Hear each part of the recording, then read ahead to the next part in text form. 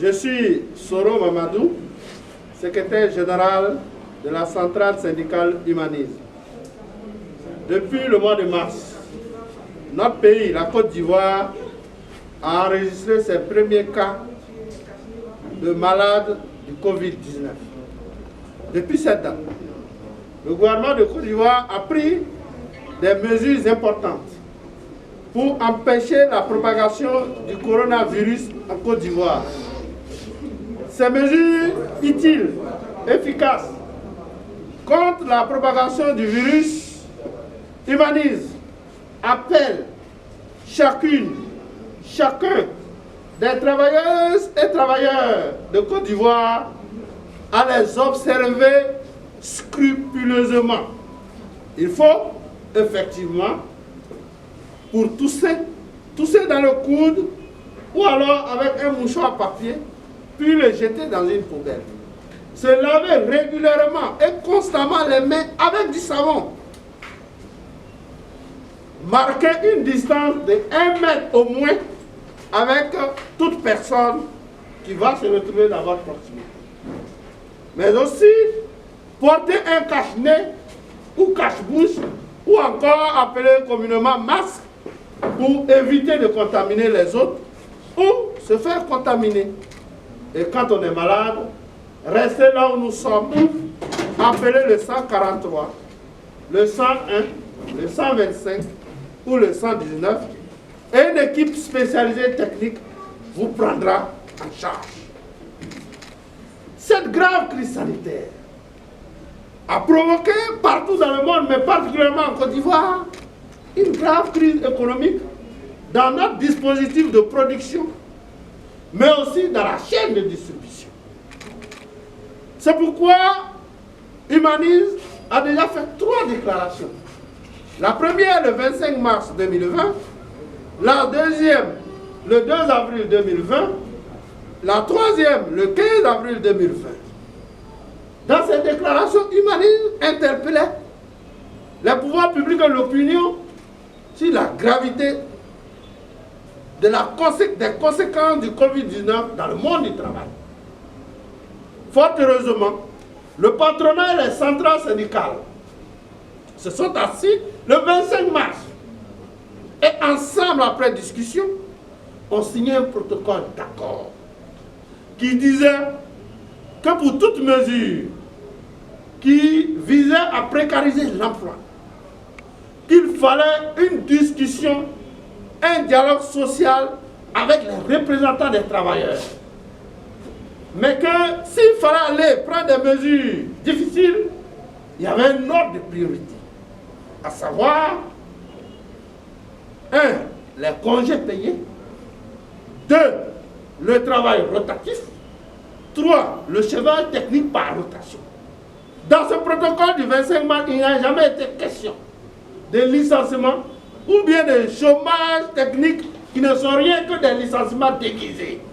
Le ministre de l'Emploi, le 20 avril, constatant que ce protocole signé par le patronat lui-même était en train d'être piétiné par le même patronat, a signé un communiqué endossant ce protocole d'accord. Aujourd'hui, comme le patronat a voulu transformer cette situation du Covid-19, qui est une situation difficile pour nous, en une fois au licenciement. Nous sommes au regret aujourd'hui de vous annoncer qu'il y a plus de 19 000 travailleurs dans le secteur formel qui sont au chômage du fait du patronat dans 713 entreprises. Dans 713 entreprises. C'est pourquoi Humanisme propose au gouvernement de prendre une décision forte, soit une ordonnance, soit un décret, soit un arrêté du Premier ministre pour interdire tout licenciement, qu'il soit déguisé, subtil, maquillé, durant cette période du Covid-19. Les emplois, à protéger l'emploi et à faire en sorte que les appuis qu'on apportera au patronat soient utilisés à bon escient. Deuxième proposition, vous savez que depuis le 24 mars, les travailleurs des secteurs de l'industrie, de l'hôtellerie, du transport, des bars, des restaurants, des maquis, des artistes sont sans travail et sans revenu. Ils broient le noir. Aujourd'hui, ils urgent que le gouvernement, à travers une prise en charge rapide, les soulage. Sinon, demain sera trop tard.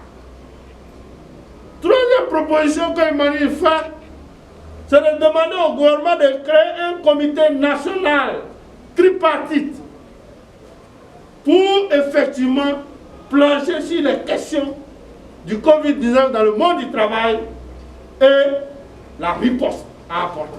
Et c'est pourquoi nous sommes heureux qu'aujourd'hui le Premier ministre convoque cette réunion tripartite et que nous l'espérons sortiront des décisions majeures pour soulager l'ensemble du monde du travail.